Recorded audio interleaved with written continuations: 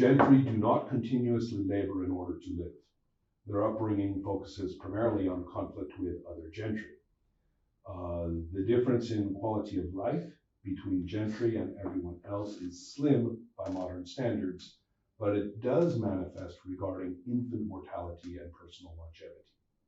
So more gentry children live proportionately, and they live longer simply because they eat better and things like that.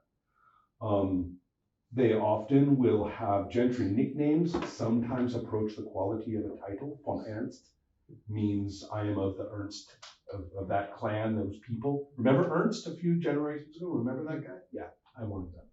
That's what it means. But it's more present due to insistence on your part than it is due to everybody knowing that you should be called that. In Tamarion, gentry arise as leaders within social networks and managers of resources, sometimes shaping collective opinion in seasonal moods, but sometimes at the mercy of collective opinion. So that's what you come from, is that sort of, that kind of arrangement. So does anyone want to just grab a character then? And yeah. Who do you have to be? Kunibert. Aha. A free man from Framberg. And he is a sailing priest. So that should be interesting. Okay, so what religion am I? That is actually a very important point. Religion in the area, crushed beneath these magical conflicts, has turned into kind of a folk tradition of quiet endurance, right? We will persist. Even if we are, slaughtered or sacrificed or blasted apart or things like that, we will endure. Until recently, most of the priests, if they were more proactive than that, had to be very quiet, because if they did get some social organizing together, they would basically invite complete destruction. In Roca, they have adopted, it's basically a heresy. Although it would be if there were a central religion, there is no central point for the religion. So there isn't like a religious, hierarchy and ranks and things. Think of yourself more as an evangelist or an imam, a person who travels, who's good to talk, who maybe settles somewhere, is really good at talking with people about their problems, giving them a vocabulary to manage it. Reinforcing the collective cultural belief with some ritual, things like that. That's what a priest is. So in Roca, however, they are not anti-magic. Or at least some of them have said, yeah, magic's okay. This new mixed magic, that'll be okay. That would be your situation. You are one of those priests who has decided that they're going to adopt. Because up until now, priests have always been anti-magic for obvious reasons, because it's just destructive. So so that's your situation. Does that make a little bit of sense? Kind of. What do I believe in? Okay, here we go. Is it too much? No. Let's. I just have a question about the magic, because there's dark magic and there's white magic, but both magic is bad. These are related questions. Okay. And I am happy to address them without going lecture-y, okay, right? I want to see if I can be clear about this. Okay, so first, the magic.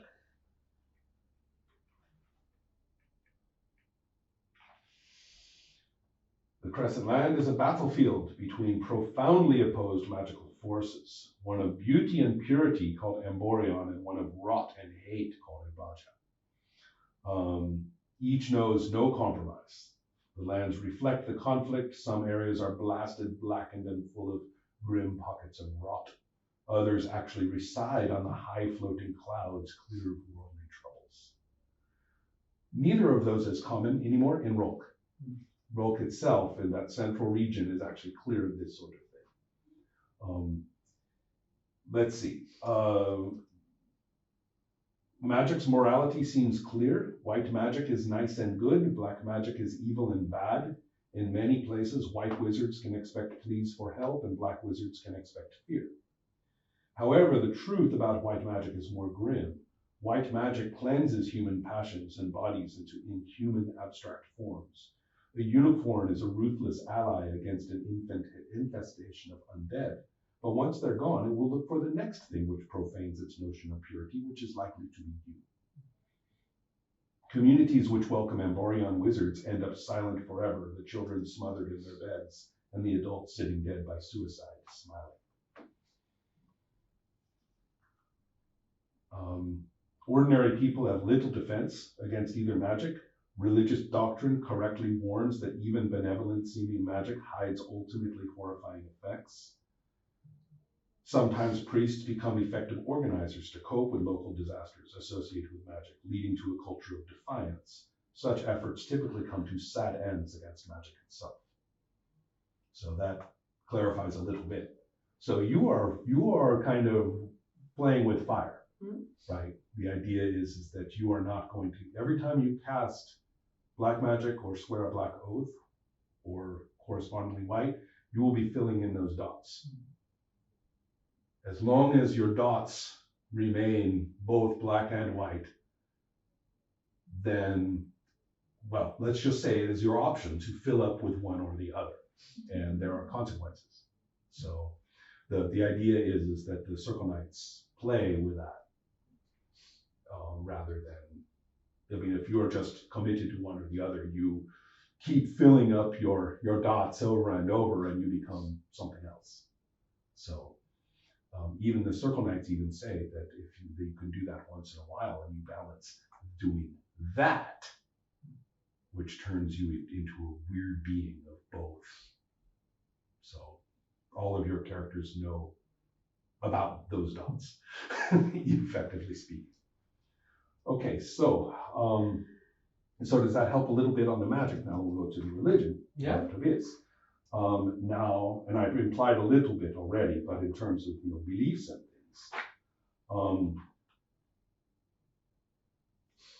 I must say that there's aspects of it that are a little bit ordinary, historically speaking. Spirituality, right? So, like many historical situations, you could characterize a region as having a system of belief. But if you go to any local spot, they have altered it.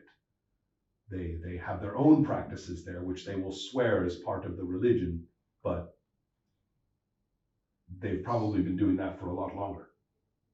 So, and there's no council for standardizing doctrine. There's no holy city anywhere, or a place where everybody goes. There's no leader of the religion. It doesn't have that kind of role. The core concept: life is grim, pain is everywhere. The best one can do is arrive at a personal decency. It's be steadfast here in the real world with real people. It's not ecstatic. It is not concerned particularly with divinity. It's pretty boring in the kind of special effects of cool religions. Every local practice has made a more gaudy practice because people like to do that. So there's lots of kind of spiritualism, local belief in various ancestors, or local belief in certain natural locations become folded into the practice in that area. So we have our spring ritual at the stone, or we, when the people of high social rank get married, well, each one brings a goat and the two goats get married too, or God knows what, right? Everybody does every community has little details like that. There's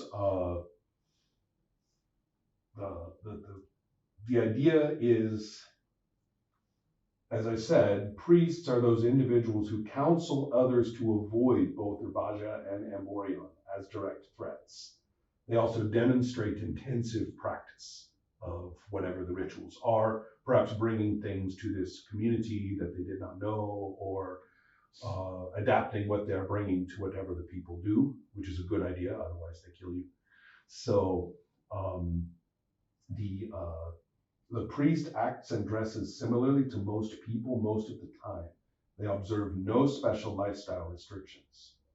They wear an emblem whose little symbol communicates a lot. Like yours would be very clear, you know, gray magic is okay.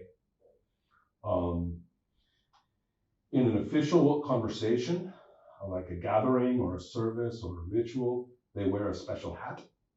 Priests also know how to take resinous extract from cannabis. And they have a distinctive pipe, a long pipe that they use to smoke it, and it's passed around during the ritual. And We call it cannabis. yeah, so it's hashish. Yeah. Right. So they know how to make hash out of pot. So marijuana is a crop in the area, but it is bad. It's clear it's not native to the region, so it's a mild narcotic, you know, of the region, but it's not found everywhere, and it's not that great. So, but the priests know how to brew it up, right? So that's part of a lot of the rituals is getting high on hash. And so it says what they say varies in precise moral content, but it takes the discussion seriously, brings tradition and interpretation to review. A person who does this well is granted hospitality and welcome to lead social rites. So at first glance, it seems like it's very Buddhist: detachment, serenity, steadfastness. Be nice to people. Right? Don't be tempted by, you know, these magical temptations.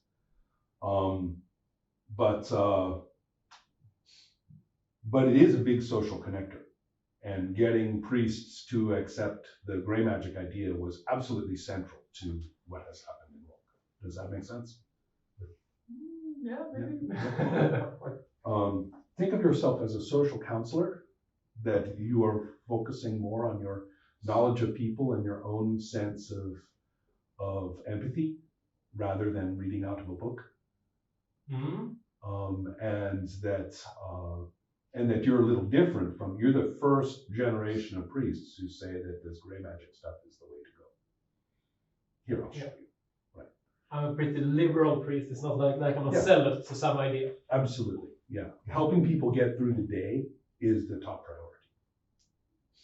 So, yeah, there we go. It's lifted completely from a particular period of Buddhism in China. As I say, I've irresponsibly grabbed things from all sorts of places. So, other questions? Yes, what is a guide? A guide is a creature of Amborion who is extremely good at joining a community, much like a priest, and giving plenty of really good advice. Looks like a small androgynous person who gives great advice and is very easy to listen to and makes people feel together. And they get more and more and more pure and more and more and more. That's what was alluded to. Communities will then, you know, just commit suicide or just turn into a big abstract, you know, zone of Amborion. And guides are particularly effective because they seem to be operating at the grassroots level and not as like the Valkyries who come down and kill the clouds. So yeah, that's your encounter with a guide also has filled you up with white magic. So you have at least once. So therefore you are marked. Not marked. Sorry, you are gifted. You actually have a gift of Amborion, which you get by filling up with one color. So some of the knights actually have gone that far in one direction or another. So, did you pick a character? Yeah, I'm gonna be Ebba Demon Tears. Oh, okay. Pass me that one. Or the rest. So yeah. Okay, so you're from I'm from here. Yeah. Scholar and entertainer. I'm. I think of myself kind of. I think it's like a skald of some sort. Yeah, very much. Yeah. That I was possessed by demons long ago, but I broke their hold, and now I try to strive for words that share something besides pain. And Yeah, yeah, go. yeah, so I'm thinking like maybe there's been a huge war, there's been breaking, and we're still kind of caught up in it. But I'm trying to at least create something else Mhm. in addition to that. It says ambitious and romantic. Is that correct? Yeah. Romantic is very interesting in this culture. Mm-hmm. It doesn't have anything to do with love. Mm. It's the world is a story. We can Yeah. make a story out of Yeah. our lives. We can, myself, my story, or the culture, or whatever. There is something to give us meaning and a sense of momentum. Yeah. And so I think of potentially you could even be thought of as the skald of the whole event.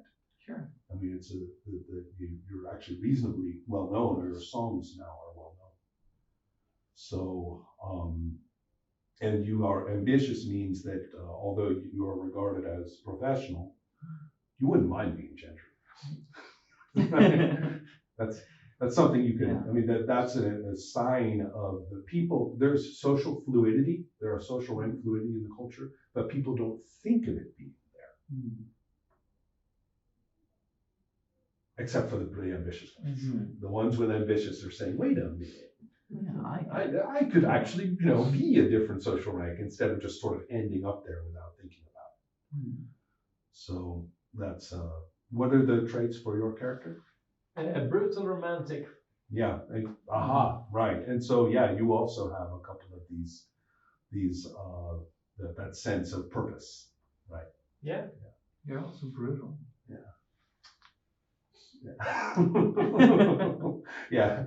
Oscar has a really nasty backstory. You have not come out clean from that one, no. No. Okay, so Sorry for life. yeah. You're not going back to Tamarion as far as I can tell. Yeah. All right. So therefore, the three of you have caught up with one another to come to noon. The way we play this game is that you don't ride in like a little squad. I mean, you have traveled with some people. Wherever you travel, like anyone else, local people will just join you and maybe hunt for you, show you the way. You have places to sleep. And then as you continue to cover territory, then some of them just stay because they're kind of out of their acceptable range of travel, and others will join. So some few people have been with you the whole way, perhaps some people you kind of know, and other people have kind of phased in and out. You should think of yourselves as always having kind of this support staff. They are just locals really, or from nearby, but at the moment they have chosen to associate with you. We don't really have to think of them as much more than furniture. But as you travel, word travels ahead of you.